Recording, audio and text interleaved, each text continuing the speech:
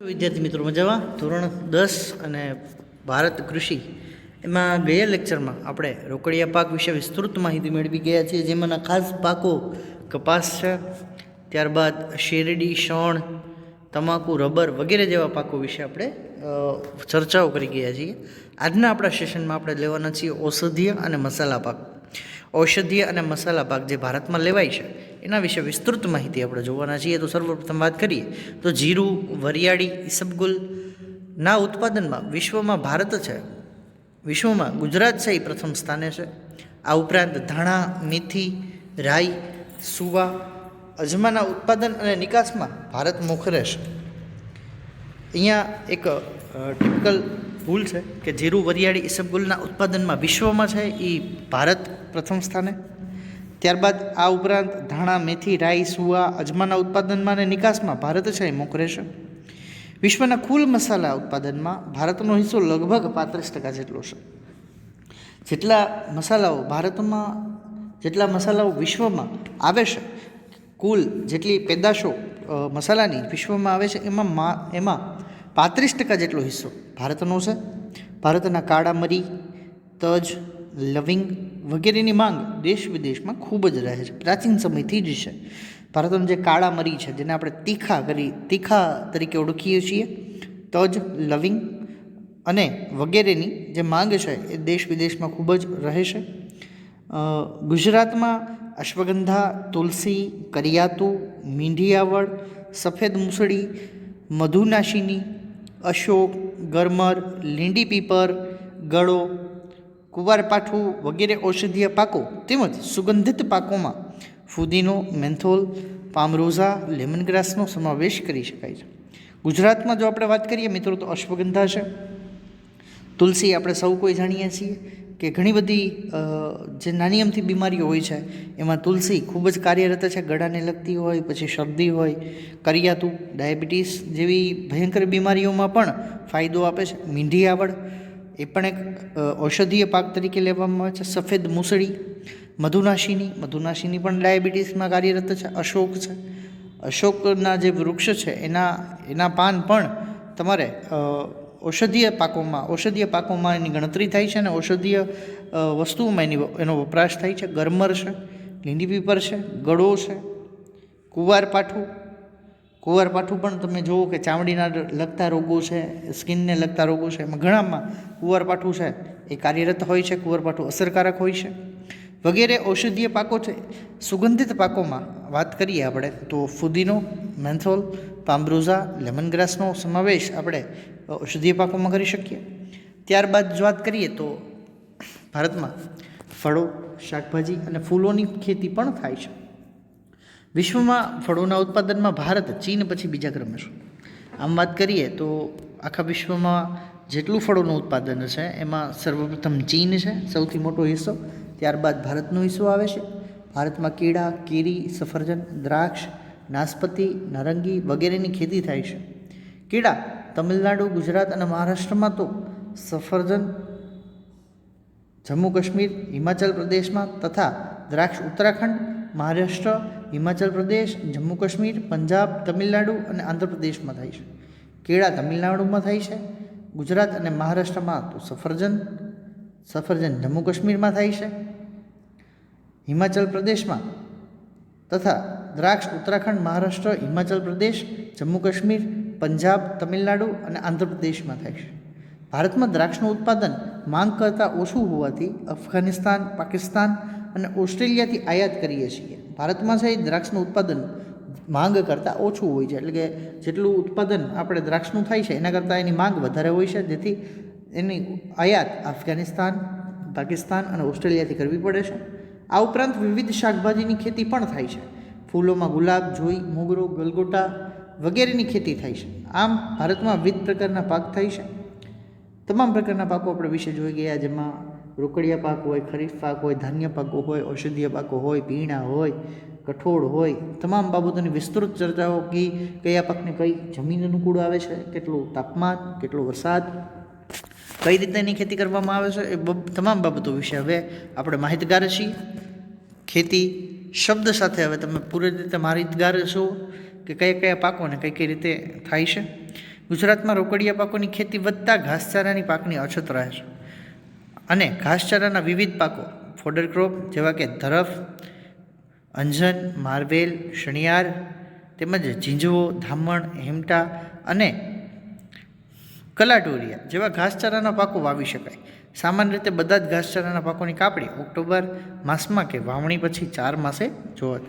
તમે જુઓ કે રોકડિયા પાકની જે છે ખેતી વધતા જે ઘાસચારાને લગતા પાકો છે જે પશુપાલનમાં ઉપયોગી છે એની ખેતી ઘટી છે અને આ પાકો મોસ્ટલી કાપણી છે એની ઓક્ટોબર મહિનામાં થતી હોય છે અને વાવણી પછી 4 માસે કરવી જોઈએ. હવે આપણે વાત કરીએ તો કૃષિમાં ટેકનિકલ અને સંસ્થાકીય સુધારા કઈ રીતે થયા છે, કેટલા કરવા પડે એમ છે, એ વાત વિશે આપણે માહિતગાર થવાના છીએ. તો પહેલાંના જમાનામાં દાતરડું છે, કોદાળી છે, પાવડો, ઓરણી, હળ, ગાડું જેવા ટાચા અને સાદા સાધનો વડે ખેતી કાર્ય કરવામાં આવતું. પ્રાચીન સમયમાં મિત્રો જ્યારે ખેતી આપણા વડવાઓ જ્યાં ખેતી કરતા તેમાં મુખ્યત્વે એના જે ઓજારો કહીએ આપણે તો એમાં દાતરડું, કોદાળી, પાવડો, ઓરણી, હળ, ગાડું અને ટાચા જેવા સાદા સાધનો હોય એનાથી ખેતી કરવામાં આવતી. હવે એમાં આધુનિક ઉપકરણોએ પગપેસારો કર્યો. અમુક જગ્યામાં જે યાંત્રિકીકરણ થયું છે ત્યાં આધુનિક ઉપકરણો એમાં પગપેસારો કર્યો છે. જે પૈકી ટ્રેક્ટર્સ છે, ટ્રેલર્સ છે, રોટાવેટર છે સૌથી સામાન્ય છે. ટ્રેક્ટર, ટેલર્સ અને રોટાવેટર છે એ સૌથી સામાન્ય ગણાય છે. આ ઉપરાંત ઘઉંની કાપણી માટે પ્રથમ થ્રેસર અને હવે ત્યારબાદ હાર્વેસ્ટર જેવા અત્યાધુનિક ઉપકરણો વપરાવા લાગ્યા છે. મિત્રો ઘઉંની ખેતી અત્યારે જેટલી સરળ છે પહેલાંના સમયમાં એટલી નહોતી. પહેલાંમાં ઘઉંના પાક જ્યારે ઊભો હોય છે ત્યારે એની કાપણી કરી એને સૂકવી અને ત્યારબાદ એનો ખડો કરવામાં આવે છે. જેને ખડો કરવામાં આવતો તેની ઉપર બળદ ચલાવીને ઘઉં જે ડુંડીઓ હોય છે એમાંથી બહાર કાઢવામાં આવતી અને આખી જે ઘઉંનો ઊભો પાક છે એમાંથી ઘઉં બનાવતાની જે પ્રોસેસ છે એ 1.5 થી 1 મહિના જેટલી લાંબી થઈ જતી. તેના બિહાફમાં હવે અત્યારે જે હાર્વેસ્ટર આવે છે એ સીધા ખૂબ ઓછા સમયમાં માનો કે 10 વીઘા જેટલા જમીનમાં જો તમારે ઘઉંનો પાક હોય તો વધીને 2 થી 3 કલાકમાં હાર્વેસ્ટર છે એ ઘઉંની લણણી કરી નાખે છે અને ઘઉં સીધા છૂટા પડી જાય છે. આના કારણે હાર્વેસ્ટર આવતા અત્યાધુનિક ઉપકરણો છે એ હવે ઘઉંની ખેતીમાં વપરાવા લાગ્યા છે. આ સિવાય વાત કરીએ તો રાસાયણિક ખાતરો, હાઇબ્રિડ બિયારણો, બીટી બિયારણો, જંતુનાશક દવાઓ તેમજ ટપક સિંચાઈ, ગ્રીન હાઉસ વગેરેનો વપરાશ પણ વધ્યો છે. આ સિવાય વાત કરીએ આપણે તો જે રાસાયણિક ખાતરો છે, હાઇબ્રિડ બિયારણો છે કે જેમાં પાકનું કુલ ઉત્પાદન છે એ હાઇબ્રિડ બિયારણો વાપરવાથી પાકનું ઉત્પાદન વધારે આવે છે. બીટી બિયારણો છે, જંતુનાશક દવાઓ છે અને ટપક સિંચાઈ જે પદ્ધતિ છે અને પછી ગ્રીન હાઉસ વિશે પણ તમે જાણતા જ હશો. છતાં પણ ગ્રીન હાઉસ ઇફેક્ટથી આપણે વાત કરીએ કે જે ગ્રીન હાઉસથી ખેતી કરવામાં આવે છે એમાં એક એવી ઇફેક્ટ ઊભી કરવામાં આવે છે કે જેથી પાકનું ગ્રીન હાઉસની અંદરનું જે તાપમાન છે એ સતત એક સરખું જ જળવાઈ રહે અને ઠંડુ રહે, જેથી કરીને પાકને ખૂબ જ સારી પ્રમાણમાં પોષણ મળે. એવી રીતે પણ ખેતીઓ અત્યારે થઈ છે અને આનો પણ વપરાશ વધ્યો છે. ખેતીમાં ટેકનિકલ અને સંસ્થાકીય સુધારો જોવા મળે છે. હવે વાત કરીએ ટેકનિકલ સુધારાની. ભારતમાં ખેતી ક્ષેત્રે બિયારણ, ખાતર અને ખેત સાધનોમાં આવેલા પરિવર્તન ટેકનિકલ સુધારા તરીકે ગણી શકાય. તો ટેકનિકલ સુધારા તરીકે શું ગણી શકાય તો ભારતમાં ખેતી ક્ષેત્રે જે બિયારણો આવ્યા છે, ખાતર અને ખેત સાધનોમાં જે પરિવર્તન આવ્યું છે એને ટેકનિકલ સુધારા તરીકે ગણાય. પહેલી વાત કરીએ તો સિંચાઈ માટે ખેડૂત પહેલાં કોસ, રેંટનો ઉપયોગ કરતો. આજે સબમર્સિબલ કે મોનોબ્લોક પંપ, સોલર પંપ, ટપક સિંચાઈ અને ફુવારા પદ્ધતિનો ઉપયોગ કરતો થયો છે. સિંચાઈ માટે ખેડૂત છે એ પહેલાં કોંસ એટલે કે જ્યાં આપણે પ્રાચીન સમયમાં જોઈએ, પ્રાચીન એટલે થોડાક વર્ષો પહેલાં 100-150 વર્ષ પહેલાંની જ વાત કરીએ આપણે તો કૂવામાંથી પાણી કાઢવા માટે કોંસનો ઉપયોગ કરવામાં આવતો, રેટનો ઉપયોગ કરવામાં આવતો કે જે એક મોટા પાત્રમાં બળદની જેમ તમે ઘણી વખતે કૂવામાંથી પાણી સિંચતા તમે જોયા હશે, એવી જ રીતે ખેતરમાં પણ કૂવામાંથી પાણી બહાર કાઢવા માટે બળદ દ્વારા કોંસ ચલાવીને એનો ઉપયોગ કરવામાં આવતો અને પાણી બહાર કાઢવામાં આવતું. એના બિહાફમાં આજે સબમર્સિબલ કે મોનોબ્લોક પંપ વપરાય છે કે એક સ્વિચ દબાવતાની સાથે જ કૂવામાંથી પાણી છે એ સીધું બહાર નીકળે છે. સોલર પંપ સૂર્યપ્રકાશની મદદથી જે પણ વીજળી ઉત્પાદન કરીને સોલર પંપ તરીકે પણ પાણી બહાર કાઢી શકાય છે. એવી જ રીતે અહીંયા સુધી તો માત્ર જમીનમાંથી પાણી બહાર કાઢવાની વાત થઈ. હવે પિયતની વાત કરીએ તો ટપક સિંચાઈ આવી ગઈ છે કે પાણીનો આડેધડ જે વ્યય થાય છે જમીનમાં એને અટકાવીને જ્યાં છોડ છે એ છોડના મૂળમાં જ સીધું ટીપું ટીપું પાણી છે એ પડે રાખે એ રીતે ટપક સિંચાઈ પદ્ધતિઓ પણ આવી ગઈ છે. ફુવારા પદ્ધતિ પણ આવી ગઈ છે. અહીંયા આપણા જિલ્લામાં તો મોટાભાગનો વર્ગ ખેતી સાથે સંકળાયેલો છે, એટલે સૌ કોઈ લોકો આના વિશે વાત જાણતા હશે. ટપક સિંચાઈ, ફુવારા પદ્ધતિ વગેરે જેવી બાબતો છે એ ટેકનિકલ સુધારા તરીકે ગણાવી શકાય. ત્યારબાદ વાત કરીએ તો રાસાયણિક ખાતરો છે. એમાં ડીએપી, ડાયએમોનિયા ફોસ્ફેટ એ છે, એનપીકે છે, નાઇટ્રોજન, ફોસ્ફરસ અને પોટાશ, યુરિયા, તેમજ જૈવિક ખાતરો, બાયોફર્ટિલાઇઝર, પ્રવાહી જૈવિક ખાતર, બાયોટેક બિયારણો વગેરેનો ઉપયોગ અત્યારે ખેતીમાં સામાન્ય થઈ ગયો છે. રાસાયણિક ખાતરો ડીએપી, એનપીકે, પછી જૈવિક ખાતરો છે, બાયોફર્ટિલાઇઝર છે, પ્રવાહી જૈવિક ખાતર છે, બાયોટેક બિયારણો છે વગેરેનો ઉપયોગ અત્યારે ખેતીમાં સામાન્ય જોવા મળે છે. ખેડૂત પાક સંરક્ષણ માટે જંતુનાશક દવાઓ અને જૈવિક નિયંત્રણનો ઉપયોગ કરતો થયો છે. જે ખેડૂત છે એ પાક સંરક્ષણ માટે જંતુનાશક દવાઓ જે પાકનું કુલ સમય મર્યાદા હોય છે એમાં પાકમાં ઘણા બધા પ્રકારના રોગો છે, જીવાત છે એવું આવતું હોય છે અને જંતુઓ આવતા હોય છે. એના માટે ખેડૂત અત્યારે જંતુનાશક દવાઓ પણ ઉપયોગ કરે છે. જૈવિક નિયંત્રક એટલે કે બાયો કંટ્રોલનો પણ ઉપયોગ કરે છે. સરકાર દ્વારા ખેડૂતોને રેડિયો, ટીવી, વર્તમાનપત્રો, ડીડી કિસાન ચેનલ, મોબાઈલ પર કિસાન SMS, ટોલ ફ્રી નંબર 180081801551 એ કિસાન કોલ સેન્ટર છે. ઉપરાંત સરકારના ખેડૂત વેબ પોર્ટલ, આઈ ખેડૂત તથા એગ્રી માર્કેટ જેવી મોબાઈલ એપ દ્વારા સતત માહિતી, નવી તકનીકો અને માર્ગદર્શન પૂરું પડાય છે. હાલ પણ મિત્રો તમે વેબસાઇટ ઉપર તમે ગૂગલ ઉપર સર્ચ કરશો આઈ ખેડૂત પોર્ટલ તો ગુજરાતમાં જ આઈ ખેડૂત પોર્ટલ અત્યારે કાર્યરત છે, જેમાં ખેડૂતોને લગતી વિવિધ સહાયો, ખેડૂતને લગતી વિવિધ માહિતીઓ એ આઈ ખેડૂત પોર્ટલ ઉપર તમે જાણી શકો છો. તમારા મોબાઈલમાં પણ કિસાન એપ ડાઉનલોડ કરીને તમે વિવિધ મોસમની માહિતી જાણી શકો છો. ઉપરાંત વિવિધ પાકો વિશે જ માહિતી તમારા હર કોઈ પ્રશ્નનું, ખેતીને લગતા પ્રશ્નનું સોલ્યુશન તમને ઇઝીલી મળી જાય છે. સરકાર પણ આવા ટેકનિકલ સુધારાથી ખેડૂતોને મદદરૂપ થવા પ્રયત્ન કરતી હોય છે. ત્યારબાદ આગળ વાત કરીએ તો ગ્રામ વિસ્તારોમાં કૃષિ સંશોધનો અને નવી તકનીકોનો પ્રસાર કરવા ગ્રામ સેવકો દ્વારા ખેડૂતો સુધી માહિતી પહોંચાડાય છે. ગ્રામ વિસ્તારોમાં કૃષિ સંશોધનો અને નવી તકનીકોનો પ્રસાર ગ્રામ સેવકો દ્વારા ખેડૂતો સુધી પહોંચાડાય છે. પણ ઘણી જગ્યાએ આ માત્ર એક ચોપડા ઉપરની બાબત હોય છે. ઘણા ગ્રામ સેવકો છે એ વ્યવસ્થિત રીતે કામ ન પણ કરતા હોય, ઘણી માહિતી ત્યાં ન પણ પહોંચતી હોય. આમ તો ખેડૂત અને ખેતી એ એવા બ્રોડ વિષયો છે મિત્રો કે એમાં ગમે એટલી આપણે સહાય કરવામાં આવે કે ગમે એવી રીતે ખેડૂતને આપણે ઉપયોગી થઈએ એ બધું ઓછું જ પડવાનું છે. કારણ કે ખેતી છે એ એક બહુ વિશાળ કાર્યક્ષેત્ર છે, જેમાં અત્યારે જેટલો વિકાસ થયો છે અથવા તો જેટલી ટેકનિકલ બાબતો એમાં જોડાણી છે એ પણ ખૂબ નહિવત કહી શકાય. કારણ કે ખેતી એ ખૂબ જ અઘરો વિષય છે. આમ તો સરકારે દરેક જિલ્લા મથકે ખેડૂત તાલીમ કેન્દ્રની સ્થાપના કરી છે, તેમાં ખેડૂતોને પ્રશિક્ષિત કરાય છે. સરકારે દરેક જિલ્લા મથકે ખેડૂત તાલીમ કેન્દ્રની સ્થાપના કરી છે, જેમાં ખેડૂતોને પ્રશિક્ષિત કરાય છે. ગુજરાતમાં કૃષિ મેળાઓ દ્વારા ખેડૂતોને અદ્યતન માહિતી અને માર્ગદર્શન પણ અપાય છે.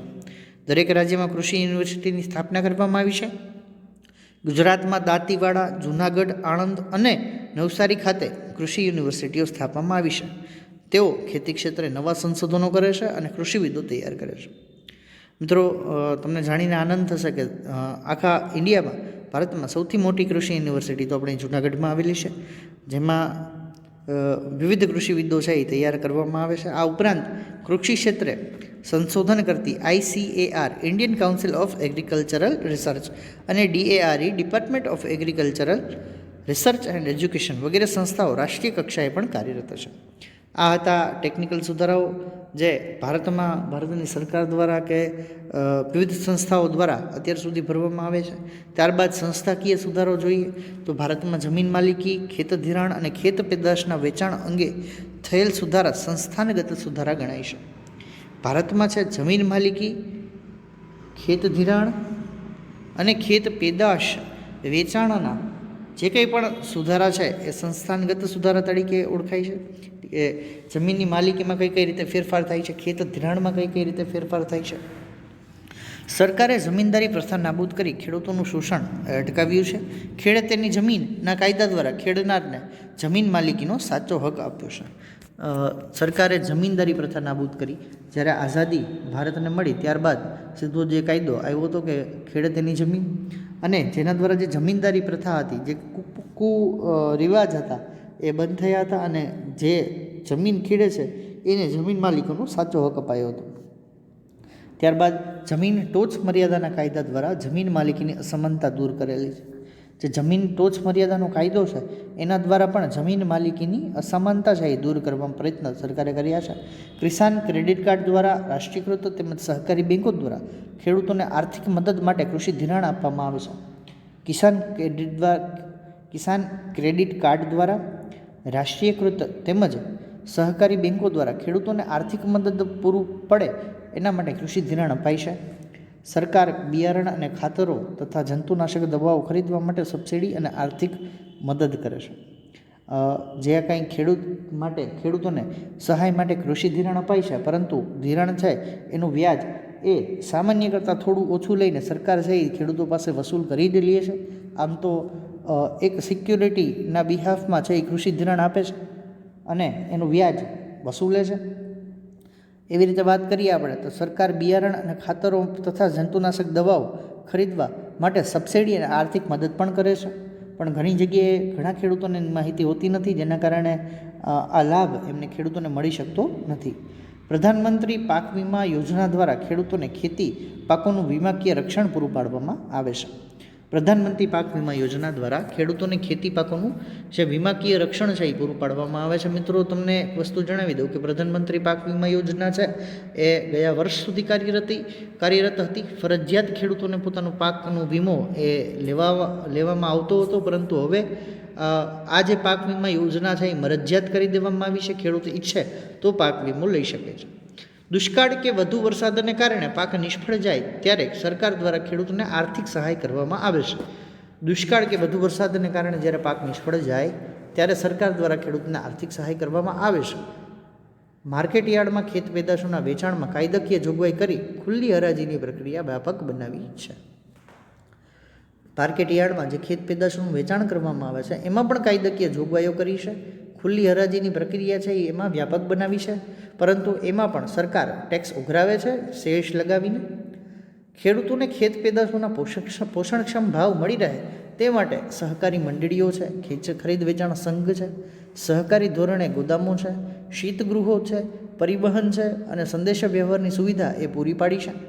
ખેડૂતોને મિત્રો ખેત પેદાશોના પોષણક્ષમ ભાવ મળી રહે એના માટે સહકારી મંડળીઓ, ખરીદ વેચાણ સંઘ, સહકારી ધોરણે ગોદામો છે, શીતગૃહો છે, શીતગૃહો એટલે કોલ્ડ સ્ટોરેજ, તમે નામ સાંભળેલું જ હશે, પરિવહન અને સંદેશા વ્યવહારની માહિતી સુવિધા પણ છે એ સરકાર પૂરી પાડે છે.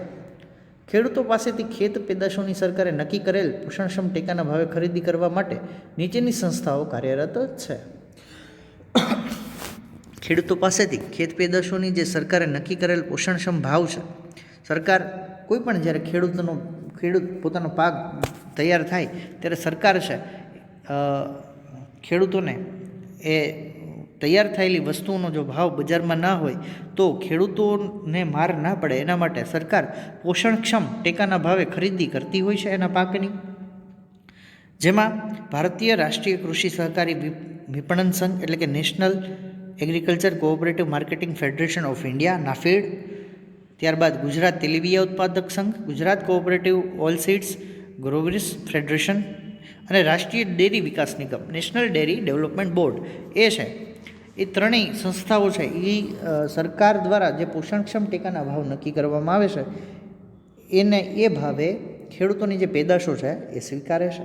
આ જે સંસ્થાકીય સુધારો આપણે જોઈ ગયા મિત્રો, એની ચર્ચા કરતાં હાલ જે અત્યારે આપણે પરિસ્થિતિ ચાલી રહી છે કે જે 3 બિલ ખેતીને કૃષિને લગતા પાસ થયા છે અને પંજાબ અને હરિયાણાના ખેડૂતો છે એની ઉપર પ્રોટેસ્ટ કરી રહ્યા છે, એનો વિરોધ કરી રહ્યા છે, એ બાબતની ચર્ચા કરવી આપણે ખૂબ જ જરૂરી બને છે કે 3 બિલ જે પાસ થયા છે એમાં પોષણક્ષમ ટેકાના ભાવ વિશે એક બાબત છે. ત્યારબાદ કોન્ટ્રાક્ટ ફાર્મિંગ એના વિશે એક બાબત છે. અને ત્રીજી બાબત છે ટેક્સ હટાવી લેવાની, જે સંગ્રહખોરી છે, જે સંગ્રહ ઉપર જે કોઈ પણ માલ ઉત્પાદિત થાય છે એના સંગ્રહ ઉપર જે મર્યાદાઓ છે એ હટાવી લેવામાં આવી છે. ત્યારબાદ કોન્ટ્રાક્ટ ફાર્મિંગમાં ડાયરેક્ટ આખા દેશમાં ભારતનો કોઈ પણ ખેડૂત ભારતના કોઈ પણ ખૂણે પોતાનો માલ વેચી શકે એવી એક કાયદો પણ પસાર કરવામાં આવ્યો છે અત્યારે. અને પંજાબ હરિયાણાના જે ખેડૂતો છે એનો વિરોધ કરી રહ્યા છે. પણ ઘણી બધી નેગેટિવ બાબતો પણ એમાં રહેલી છે, જેના કારણે આ વિરોધ થઈ રહ્યો છે. એ અત્યારે જનરલ નોલેજ તરીકે તમને આઈડિયા હોવો જોઈએ. અને જો તમે ઈચ્છો તો એની ઉપર વધુ માહિતી તમે મેળવી શકો છો. એ ખૂબ જ જાણકારી મેળવવી ખૂબ જ સારી બાબત હોય છે મિત્રો. આ હતી સંસ્થાકીય સુધારાઓ. ત્યારબાદ આપણે વાત કરીએ હરિયાળી ક્રાંતિ વિશે. તો ભારતમાં જે હરિયાળી ક્રાંતિ થઈ છે એના વિશે આપણે માહિતગાર થવાના છીએ કે ભારતની કૃષિ, આમ તો ભારત કૃષિ પ્રધાન દેશ છે, કારણ કે ભારતની 60% જેટલી ઇકોનોમી કૃષિ ઉપર કાર્યરત છે. ભારતના 60%થી વધુ લોકો છે એ કૃષિ સાથે સંકળાયેલા પોતાનો વ્યવસાય ધરાવે છે. અને આને કારણે જ ભારત છે એ વિશ્વમાં પોતાનું સ્થાન મેળવી ચૂક્યું છે અને મેળવી રહ્યું છે. પરંતુ આજના સમયમાં કૃષિને જે ઓછું મહત્ત્વ આપવામાં આવે છે એના પણ ઘણા બધા કારણો છે. અને હવે આપણે વાત કરવાના છીએ હરિયાળી ક્રાંતિ વિશે. તો આપણા દેશમાં 1960ના દશકામાં કૃષિ ક્ષેત્રે હરિયાળી ક્રાંતિ સર્જાઈ. તે પહેલાં એવો સમયગાળો હતો કે જ્યારે દેશમાં અનાજની તીવ્ર અછત પ્રવર્તતી હતી. એક મુખ્ય કૃષિ પ્રધાન દેશને અનાજની આયાત કરવી પડતી હતી. આવી પરાવલંબી પરિસ્થિતિ સામે દેશ ઝઝૂમતો હતો. મિત્રો, હરિયાળી ક્રાંતિ વિશે વાત કરીએ એ પહેલાં 1960ના દશકમાં જ્યારે કૃષિ ક્ષેત્રે હરિયાળી ક્રાંતિ થઈ એના પહેલાં ભારતમાં એવી પરિસ્થિતિ હતી કે અનાજની તીવ્ર અછત હતી. અને જે મુખ્ય કૃષિ પ્રધાન દેશ કહેવાય એટલે કે ભારત, આ દેશને અનાજની આયાત કરવી પડતી, એટલે બહારથી અનાજ છે એ મગાવવું પડતું. આવી પરાવલંબી પરિસ્થિતિ સામે દેશ ઝઝૂમતો હતો. બિયારણની સુધારેલી જાતો, રાસાયણિક ખાતરનો વધેલો ઉપયોગ, દેશના ખેડૂતોનો પ્રચંડ પુરુષાર્થ, વીજ વિતરણની વ્યાપક વ્યવસ્થા, સિંચાઈની સવલતોમાં થયેલ સુધારા વગેરે પરિબળોથી કૃષિ ક્ષેત્રે ઉત્પાદન થયેલ અસાધારણ વધારાને હરિયાળી ક્રાંતિ તરીકે ઓળખવામાં આવે છે. મિત્રો, હરિયાળી ક્રાંતિ શબ્દ તમારે ડેફિનેશન સાથે ખૂબ જ વ્યવસ્થિત રીતે યાદ રાખવાનો છે, કારણ કે હરિયાળી ક્રાંતિ છે એ આપણા સૌ લોકોની મહેનત છે, આપણા સૌ લોકોનું પુરુષાર્થ છે ને આપણા સૌ લોકોનું પાસ્ટ છે. એટલે તમારે આ શબ્દને આખી વ્યાખ્યાયિત રીતે યાદ રાખવાનું છે કે બિયારણની સુધારેલી જાતો, રાસાયણિક ખાતરોનો વધેલો ઉપયોગ અને દેશના ખેડૂતોનો પ્રચંડ પુરુષાર્થ, વીજ વિતરણની વ્યાપક વ્યવસ્થા, સિંચાઈની સવલતોમાં થયેલ સુધારા વગેરે પરિબળોથી કૃષિ ક્ષેત્રે ઉત્પાદન, જે કૃષિનું જે ઉત્પાદન ભારતમાં પ્રાચીન સમયમાં હતું, 1960 પહેલાં હતું, એમાં કૃષિ ક્ષેત્રના ઉત્પાદનમાં થયેલ અસાધારણ વધારાને એટલે કે નોંધપાત્ર વધારાને હરિયાળી ક્રાંતિ તરીકે ઓળખવામાં આવે છે. હરિયાળી ક્રાંતિનો મુખ્ય ઉદ્દેશ હતો કૃષિ ઉપજમાં વધારો કરવો, ખેડૂતોને વધુ પ્રમાણમાં રાસાયણિક ખાતર અને કીટનાશકોનો ઉપયોગ કરવા માટે પ્રેરિત કરવામાં આવ્યા અને કૃષિ ઉપજમાં વધારો કરવાના લક્ષ્યને હાંસલ કરવામાં છે એ સફળતા મળી. હરિયાળી ક્રાંતિથી ઘઉં અને ડાંગરના પાકમાં વિક્રમજનક ઉત્પાદન થયું. દેશમાં પહેલાં જ્યાં ખાદ્ય અન્નની અછત હતી ત્યાં આજે અનાજના પર્યાપ્ત ભંડારો છે. એક સમયે ભારતમાં દુષ્કાળ સમયાંતરે અનુભવાતો પ્રકોપ હતો. હરિયાળી ક્રાંતિ પછી તેની ખાસ અસર જોવા મળતી નથી. એક સમયે જે ભારતમાં છે દુષ્કાળ એ સમયાંતરે અનુભવાતો પ્રકોપ હતો. દુષ્કાળ પડતો, વરસાદ ઓછો પડતો, કોઈ ઉપજ ન થતી, પાક ન થતો, ત્યારે માણસોને ખાવાના ફાંફા પડી જતા, એક જાતની અછત ઊભી થઈ જતી હતી. પરંતુ હરિયાળી ક્રાંતિ પછી આ ખાસ અસર જોવા મળતી નથી. અનાજના બફર સ્ટોકને કારણે દુષ્કાળ કે અછતની પરિસ્થિતિનો સરળતાથી સામનો કરી શકાયો છે.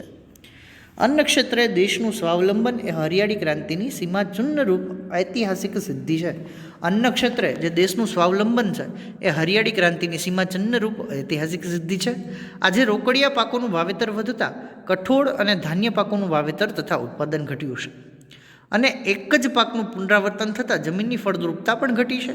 વિશ્વના દેશોએ કૃષિ ક્ષેત્રે ઉન્નત ટેકનોલોજીનો ઉપયોગ કરી જે પ્રગતિ સાધી છે ત્યાં સુધી પહોંચવામાં આપણે બીજી હરિયાળી ક્રાંતિની માટે સજ્જ થવું પડશે. અહીંયા આપણી સિદ્ધિ સાથે સાથે આપણને એક ચેલેન્જ પણ આપવામાં આવી છે કે રોકડિયા પાકોનું જે વાવેતર વધ્યું છે એની કારણે કઠોળ અને ધાન્ય પાકોનું વાવેતર તથા કઠોળ અને ધાન્ય પાકો છે એનું વાવેતર અને ઉત્પાદન છે એ ઘટ્યું છે. અને આ એકને એક પાકનું જે પુનરાવર્તન થયા કરે છે રોકડિયા પાકમાં, તો એના કારણે જે જમીનની ફળદ્રુપતા છે એ પણ ઘટી છે. અને વિશ્વના દેશોએ કૃષિ ક્ષેત્રે ઉન્નત ટેકનોલોજીનો જે ઉપયોગ કરીને જે પ્રગતિ સાધી છે ત્યાં સુધી પહોંચવામાં આપણે હજી એક હરિયાળી ક્રાંતિ માટે સજ્જ થવું પડશે, તૈયાર થવું પડશે. હવે ભારતીય અર્થકારણમાં કૃષિનું યોગદાન કે ભારતનું જેટલું અર્થકારણ છે, ભારતની કુલ જેટલી ઇકોનોમી છે એમાં કૃષિનું યોગદાન શું છે? તો ખેતી ભારતમાં મુખ્ય વ્યવસાય છે. પહેલો જ શબ્દ ખેતી ભારતમાં મુખ્ય વ્યવસાય છે. આઝાદી સમયે કૃષિ ક્ષેત્રે જે ભારણ હતું તે હવે થોડુંક ઓછું થયું છે. તેમ છતાં હજુ પણ અર્થતંત્રમાં તેનું મહત્ત્વનું યોગદાન છે. કૃષિ ક્ષેત્રે જે ભારણ હતું એ હવે ઓછું થઈ ગયું છે. તેમ છતાં પણ હજુ અર્થતંત્રમાં મહત્ત્વનું યોગદાન કૃષિનું છે. તે દેશના લગભગ અડધો લોકોની રોજગારી પૂરી પાડે છે. સર્વપ્રથમ તો પહેલી કે કૃષિ છે એ દેશના અડધો લોકોની રોજગારી પૂરી પાડે છે. કૃષિ ક્ષેત્ર દેશના કુલ ઘરેલું પેદાશનો લગભગ 17% હિસ્સો ધરાવે છે. જીડીપી 17% હિસ્સો જીડીપી ધરાવે છે. જીડીપીની વિસ્તૃત માહિતી આપણે પ્રીવિયસ ચેપ્ટર્સમાં આપણે ભણી ગયા છીએ કે જીડીપી કોને કહેવાય? ગ્રોસ ડોમેસ્ટિક પ્રોડક્ટ્સ, કે કોઈપણ દેશના કુલ રાષ્ટ્રીય ઉત્પાદનને કુલ એની વસ્તી વડે ભાગવામાં આવે ને જે મળે એ જીડીપી છે, એટલે ગ્રોસ ડોમેસ્ટિક પ્રોડક્ટ્સ. ભારતની મહત્ત્વની કૃષિ પેદાશો ચોખા છે, ઘઉં છે, તેલીબિયાં છે, કપાસ, શણ, ચા, શેરડી, તમાકુ, બટાકા વગેરે છે. અને તેની નિકાસમાંથી વિદેશી હુંડિયામણ છે એ પ્રાપ્ત થાય છે. મહત્ત્વની કૃષિ પેદાશોની વાત કરીએ તો ચોખા, ઘઉં, તેલીબિયાં, કપાસ, શણ, ચા, શેરડી, તમાકુ અને બટાકા છે. અને એમાં નિકાસમાંથી આપણને વિદેશી હુંડિયામણ પ્રાપ્ત થાય છે. નવો શબ્દ વિદેશી હુંડિયામણ, એના વિશે આપણે વાત કરી જ ચૂક્યા છીએ. ખેત પેદાશના ઉત્પાદનમાં વિશ્વભરમાં ભારત છે એ બીજા સ્થાને છે. ખેત પેદાશમાં ઉત્પાદનમાં ભારત વિશ્વમાં બીજા સ્થાને અત્યારે છે. સુતરાઉ કાપડ, ખાંડ, કાગળ, તેલ વગેરે ઉદ્યોગો તથા ખાદ્ય સામગ્રીને લગતા પ્રસંસ્કરણ ઉદ્યોગ માટે કાચો માલ પણ ખેતીમાંથી જ ઉપલબ્ધ બને છે. સુતરાઉ કાપડ હોય, ખાંડ હોય, કાગળ હોય, તેલ હોય વગેરે જે ઉદ્યોગો માટે તથા ખાદ્ય સામગ્રીને લગતા પ્રસંસ્કરણ ઉદ્યોગ માટે કાચો માલ છે એ ખેતી દ્વારા જ ઉપલબ્ધ થાય છે. કૃષિ ભારતના લોકોને ખોરાક પૂરો પાડે છે. આ સૌથી અગત્યનો મુદ્દો કહી શકાય. કૃષિ છે એ ભારતના લોકોને ખોરાક પૂરો પાડે છે. જોકે અનિયમિત અને અનિશ્ચિત વરસાદ અને સિંચાઈની અલ્પ સગવડને કારણે ખેતી ક્ષેત્રે વૈશ્વિક બજારમાં ભારતનો દેખાવ સાતત્યપૂર્ણ રહ્યો નથી, એટલે કે કન્સિસ્ટન્સ રહ્યો નથી. એક જ સરખો સાતત્યપૂર્ણ વિકાસ જે હોવો જોઈએ એ ભારતનો દેખાવ એ રહ્યો નથી વૈશ્વિક બજારમાં. શેના કારણે? તો કે અનિયમિત અને અનિશ્ચિત વરસાદ, સિંચાઈની અલ્પ સગવડને કારણે. હવે અહીંયા તમને એક સરસ મજાનું ભારતનું જે અનાજનું વાર્ષિક ઉત્પાદન છે એ તમને આંકડાઓમાં બતાવેલું છે, એક જાતના ચાર્ટમાં બતાવેલું છે. ખૂબ જ સરસ છે. 9-10માં જેટલું હતું, ત્યારબાદ 10-11, 11-12, 12-13, 13-14માં હાઈએસ્ટ હતું, 14-15માં ઘટી ગયું છે. અહીંયા એક વ્યવસ્થિત ચાર્ટમાં અનાજનું ઉત્પાદન છે એ તમને બતાવવામાં આવે છે કરોડ ટનમાં, 218.11 કરોડ ટન એવી રીતે. હવે વાત કરીએ અનાજ સંરક્ષણ વાતે, તો અનાજ સંરક્ષણ છે. અનાજ સંરક્ષણ આજે કોઈપણ દેશ માટે અન્ન સુરક્ષા જરૂરી છે. આજે કોઈપણ દેશ માટે અન્ન સુરક્ષા છે એ જરૂરી છે. ક્યારે પણ કોઈ આપત્તિ આવી પડે, યુદ્ધ આવી પડે, કોઈ મહામારી આવી પડે, ત્યારબાદ ઘણી દુષ્કાળ જેવી પરિસ્થિતિ આવી પડે ત્યારે અન્ન સુરક્ષા એ કોઈપણ દેશ માટે અત્યારે અનિવાર્ય છે. જો અનાજની માંગ વધતી જતી હોય અને અનાજની મોટા પાયે આયાત કરવી પડતી હોય તો તે દેશ માટે તેની રાજકીય સ્વતંત્રતા જોખમમાં મુકાઈ શકે છે.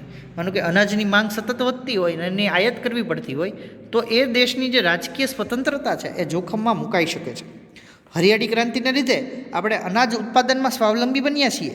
અનાજ ઉત્પાદનના વધારા સાથે સાથે દેશની વસ્તીમાં પણ વધારો છે એ થયો છે. 1951માં દેશની વસ્તી આશરે 36 કરોડ 10 લાખની જ હતી અને આજે 125 કરોડથી પણ વધુ છે. તેથી અનાજની માંગ પણ વધી છે.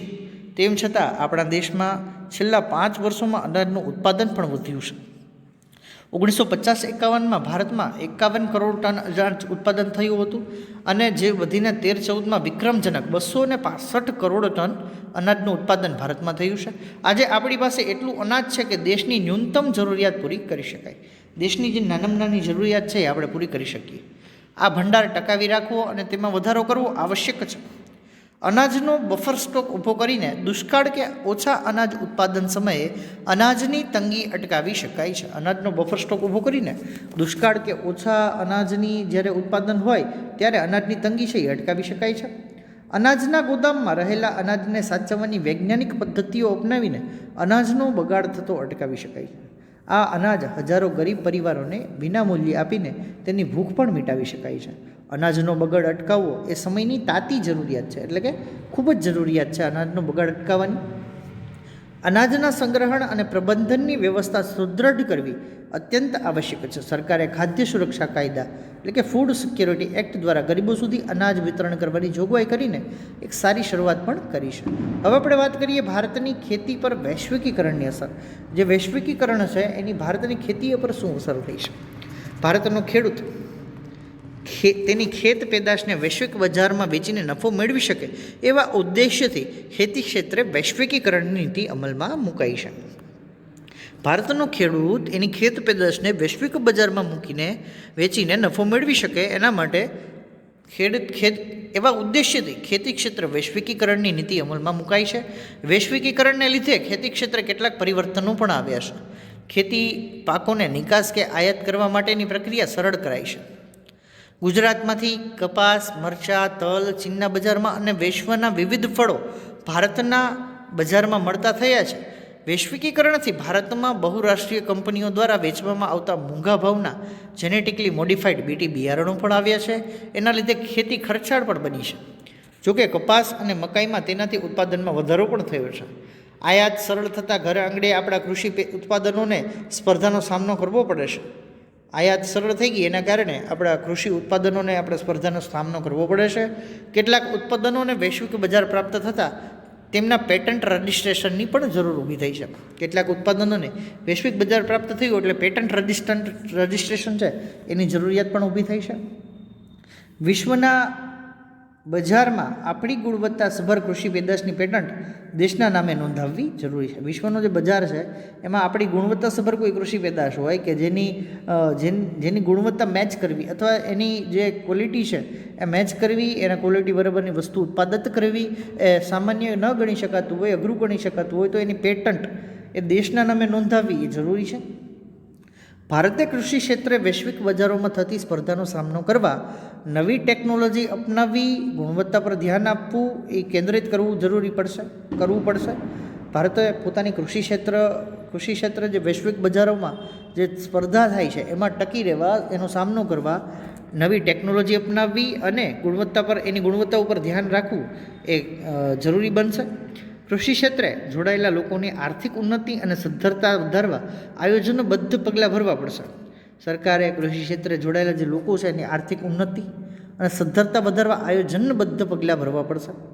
વધતી જતી વસ્તી અને ભવિષ્યમાં વધનાર કૃષિ પેદાશોની માંગ સાથે આર્થિક પ્રગતિની વિકાસ કૂચ જાળવી રાખવા બીજી હરિયાળી ક્રાંતિ માટે નક્કર વ્યૂહરચના ગોઠવવી પડશે.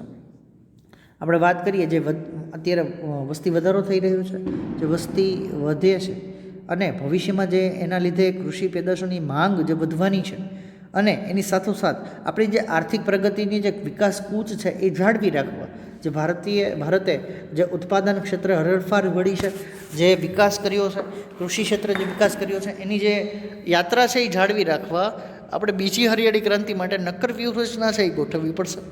ખૂબ જ સરસ મજાનું ચેપ્ટર ભારતની કૃષિ સાથે તમને અવગત કરતું અને ભારતનો જે મૂળ વ્યવસાય છે, મુખ્ય વ્યવસાય છે એની સાથે તમને અવગત કરતું, એની સાથે તમને બાંધી લેતું એક ચેપ્ટર ભારત કૃષિ.